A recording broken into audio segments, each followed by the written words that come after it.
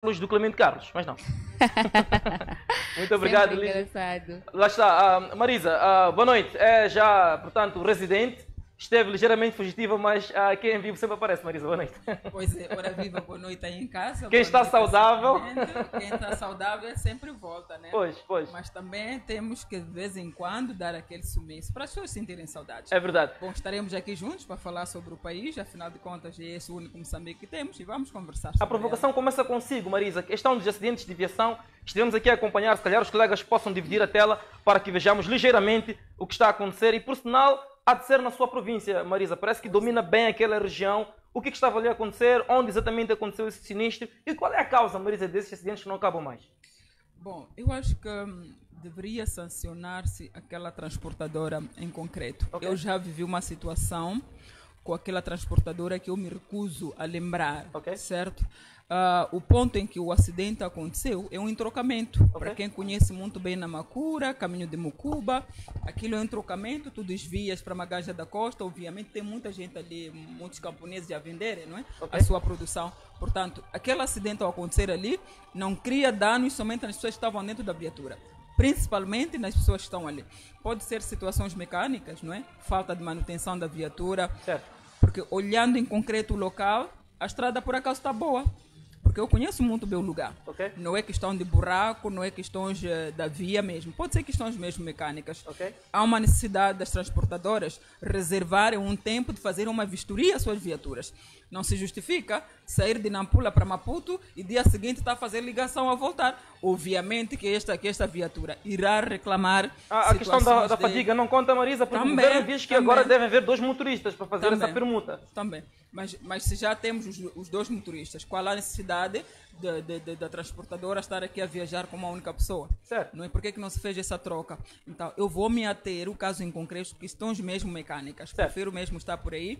Esta questão de fadiga, obviamente, depois de uma análise, depois de uma peritagem, nós vamos trazer aqui a conclusão. Ok. Neste caso em concreto, conhecendo a zona onde esse acidente aconteceu em minha terra, domino muito bem, não há problemas de via. É uma estrada, a estrada está mesmo boa, se calhar para quem vai a Maganja da Costa depois de uns quilómetros, aí sim. Mas estamos a falar da estrada nacional número 1 e a estrada está em condições ali. Muito bem, Marisa, muitíssimo obrigado. Vou também passar à sua colega de painel, a Lígia, para que também venha comentar a situação dos acidentes no país. Lígia, como é que olha para isto? Qual seria a possível solução? E o porquê de, praticamente, a cada mês termos, infelizmente, óbitos ou feridos graves?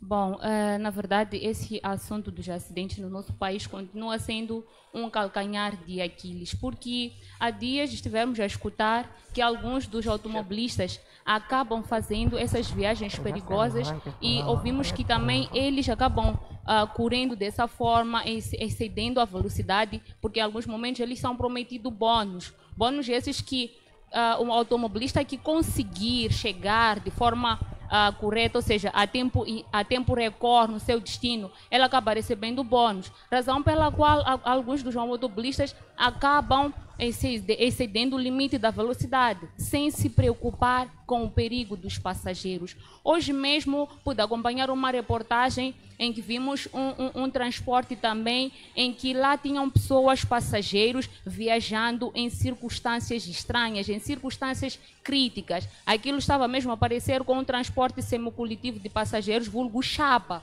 mas não parecia que tratava-se de um transporte de viagem, de longa viagem, mas aquilo é mesmo de lamentar, porque o governo tem que fazer alguma coisa. São vidas sendo ceifadas, são pais perdendo filhos, são filhos perdendo seus pais, o que acaba sendo lastimável para a nossa sociedade em geral. Ora, vejamos o que aconteceu nesse acidente. Estão lá crianças chorando, estão lá mulheres feridas. É um momento de colocar um basta a essa situação dos acidentes e olhar-se também para a resolução das estradas. As estradas não estão boas e quanto mais o tempo passa, vamos reportando mais casos de acidentes. E o que se faz? São quantas famílias que estão a chorar? São quantos pais que estão a lamentar a perda dos seus entes queridos? Então, deve-se olhar mais para esse assunto, porque são lágrimas que estão sendo derramadas dia após dia.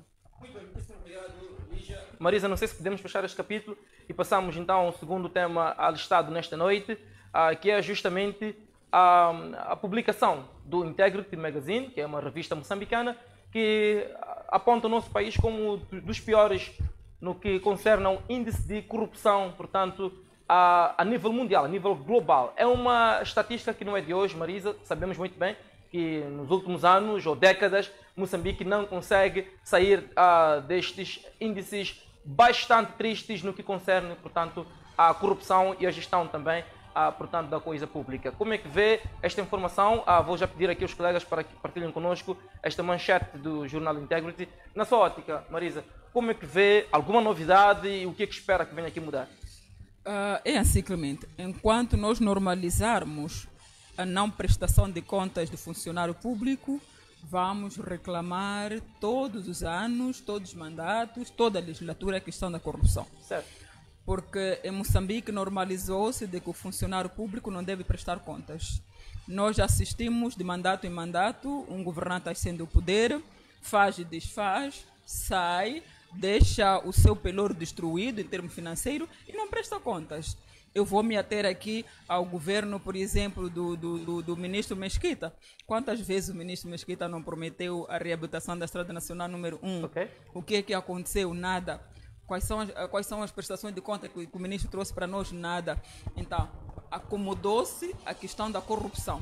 O funcionário público acomodou a questão da corrupção. Depois chamamos aqui a colação a situação de não pagamento de salário. Se o funcionário público precisou, já recebe aquela miséria. No entanto, o governo consegue deixar este funcionário que só recebe 6, 7 mil meticais, 2, 3, 4, 5, 6 meses. Primeira oportunidade que vier uma situação dele conseguir 1 mil meticais, esse funcionário público não vai hesitar. Está a dizer que esta demora do salário estimula sem sombra a corrupção? De dúvida, sem sombra de dúvida. Okay. Eu vou trazer aqui um exemplo só para teres em mente a questão do professor. A questão do professor é um calcanhar daqueles. Certo. Eu vou pegar aquele professor que trabalha nas zonas recônditas, por exemplo, que para ter acesso àquela sala de aulas que não existe, que é uma árvore, este professor precisa recorrer 20, 30, 40 quilômetros a pé. No entanto, este professor é deixado 2, 3, 4, 5 meses sem salário. Está a viver de quê este homem? Se conseguem deixar um professor 2, 3, 4, 5 meses sem salário, primeira oportunidade que este senhor ter de conseguir um semeticaz para acrescentar um valor, não é para aquele aluno que não tem capacidade para transitar, obviamente que ele não vai medir esforços. Então, é responsabilidade do governo, é responsabilidade do Estado colmatar o assunto da corrupção. Enquanto vocês continuarem a menosprezar aquele que verdadeiramente faz a função pública, obviamente que a corrupção não vai parar em Moçambique. Eu vou pedir um pequeno retrocesso na sua dissertação, Marisa, quando fala da prestação de contas. Eu pergunto, quem deve prestar contas? Está a falar do funcionário público ou está a falar dos governantes? Quem exatamente é que está a deixar a desejar neste quesito? O governante é um funcionário público.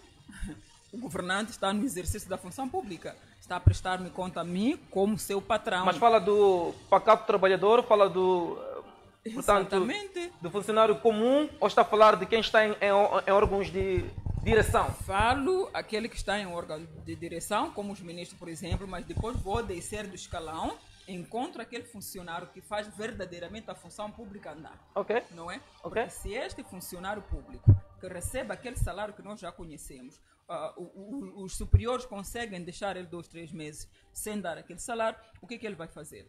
Como é que esse homem vai sobreviver? Como é que essa senhora... Clemente, eu conheço lares desfeitos porque o salário... Pior dizer que o cidadão público acaba estando na situação de aceitar a corrupção por conta do estado em que o nosso país se encontra. Okay. A minha colega de painel, a Marisa, esteve a falar de um assunto muito claro.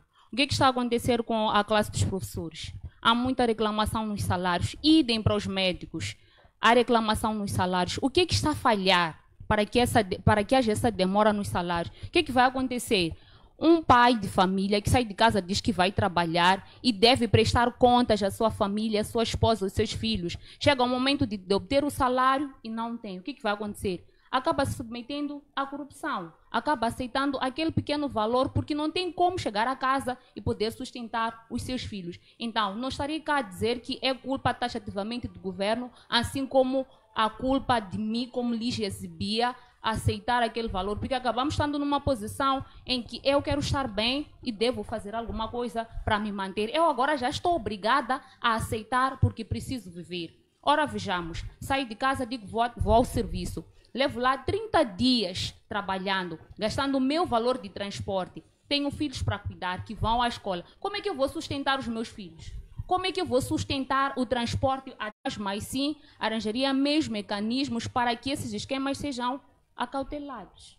Eu quero repisar um ponto que a minha Certo. colega disse aí, Certo. uma espécie de discordância. Vou discordar ao dizer que a culpa acaba não sendo do governo. Em direito nós temos um princípio chamado princípio de causa-efeito. Ok? Tá certo? Como é que começou? Por que que eu, Marisa, aceitei ser corrompida? Porque trabalhei numa empresa que devia pagar-me e não me pagou o salário. Eu, Marisa, vivo graças a aquele salário. E quem deve me pagar? O meu patrão. Quem é o meu patrão? O governo. E não fez esse pagamento. E se não me fez o pagamento, como é que eu vou sobreviver? Através, obviamente, daquela corrupção. Então, se o governo pagasse o salário, tempo e hora, obviamente que esse salário, que esse funcionário público está a aceitar ser corrompido com 1000 meticais, com 500 meticais, não iria aceitar. Obviamente estamos a falar aqui do princípio da causalidade, causa e efeito. Por que que eu fui fazer aquilo? Porque não me deram salário. Se o governo não me deu o salário, obviamente que eu vou engrenar pela corrupção. Mas a questão da demora dos salários não é de... ou melhor, está a ter muito mais expressão, está a acontecer com muito mais, vamos dizer, está a ser repetitivo nos últimos tempos. Já tivemos momentos em que dia 20, dia 25, sabíamos todos que os funcionários públicos têm o salário na conta. Pois. Eu pergunto, por que que mesmo na altura em que os salários caíam, a corrupção sempre foi debate na nossa sociedade? Sabe o que está a acontecer agora? O que está a acontecer agora é que o povo já está com a mente aberta. Ok? Essa questão de salário demorar não começou hoje, já Certo. veio há bastante tempo, certo? Naquela altura não se falava muito porque nós estávamos ainda com a gordura mental, eu prefiro chamar assim, estávamos com a gordura mental, ainda estávamos com medo de vir ao público falar. O próprio funcionário público agora consegue vir em público dizer, eu não tenho salário há mais de 2, 3, 4, 5 meses, mas antigamente nenhum funcionário público iria se atrever de vir em asta, dizer que eu não tenho salário há 2, 3, 4, 5 meses. Podes crer que esse indivíduo imediatamente seria transferido, sei lá, para o distrito municipal, aonde? Onde não chega energia nem alguma coisa. Então, esta libertação mental também serviu de apelo para o funcionário público conseguir vir ao público dizer não tenho salário. E como não tenho salário, obviamente que o caminho que eu irei engrenar é este. A corrupção sempre existiu, sem sombra de dúvida. Mas o que está a acontecer mais uma vez, na altura, nós estávamos com as mentes fechadas.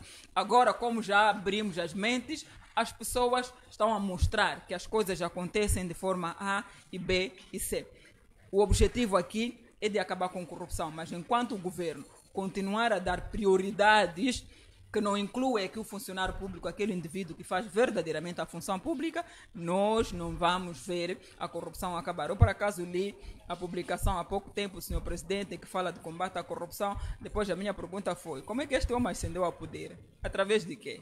Como é que chegou lá? Mas esse é um outro assunto para ser debatido. Certo. Lígia, já que este é um outro assunto a ser debatido, por que não debater exatamente o debate que foi lançado hoje pelo Presidente da República? Trata-se de uma conferência nacional sobre o combate à corrupção, onde o Presidente declara guerra, portanto, à corrupção. Não sei se temos aí as fotografias do Centro de Conferências em Quixano, onde esteve presente o Presidente da República no lançamento desta conferência nacional sobre o combate à corrupção. Lá está, temos então estas imagens. Como é que vê? Acha mesmo que, através deste tipo de encontros, poder-se discutir aqui alguns pontos fulcrais ou demasiado importantes para o combate a este mal que está a atrasar o nosso país? Existem países, Lígia, que têm a mesma idade que Moçambique, entretanto, ou até mais novos. Se formos aqui a comparar o índice de desenvolvimento, o nosso país acaba sendo criança. Na sua ótica, como é que avalia, portanto, este tipo de conferências e o que é que espera como jovem? Qual é o seu anseio, olhando para aquele encontro? Obviamente que não esteve lá, mas como moçambicana tem direito também de sonhar e de tecer aqui alguns comentários em prol deste tipo de conferências. Bom, primeiro, é um bocadinho difícil estar aqui a comentar sobre isso, porque todos nós sabemos em que país nós estamos, todos nós sabemos o que está a acontecer. Bom, o presidente esteve lá na Conferência Nacional sobre o Combate à Corrupção, ele colocou lá medidas a serem observadas contra a corrupção. Mas nós sabemos que a corrupção no nosso país é algo que praticamente já é a gênese do nosso país, porque já houveram muitos seminários, muitas conferências de imprensa para falar do combate à corrupção, mas nada se fez. Continuamos vivendo num país corrupto. O presidente esteve lá a falar, colocou lá, declarou guerra contra a corrupção no nosso país. Agora nós moçambicanos queremos ver se realmente essa guerra será mesmo decretada e vai ser cumprida ou não. Porque a corrupção parte... O que é que significa guerra declarada e cumprida, na sua ótica? Guerra declarada e cumprida. O nosso chefe de Estado disse guerra, né? Então, deve cumprir de que forma? Evitando o atraso salarial, evitando as demoras em vários setores públicos em que nós temos percebido que é a principal causa que coloca a corrupção. Cumprir com a palavra que ele deu, responsabilidade, haver responsabilidade. Porque nós estamos a viver num país praticamente unilateral, em que a pessoa só vive para satisfazer os próprios egos, certo, sem se preocupando com o outrem. Então, nós estamos num país unilateral, o que não deveria acontecer. Então, se o presidente diz guerra contra a corrupção, que assim seja, vamos sair do unilateralismo, porque não faz sentido. Marisa, para si, como é que vê esta declaração de guerra contra a corrupção? Como exatamente é que o presidente poderá materializar este anseio e, de facto, eliminar ou combater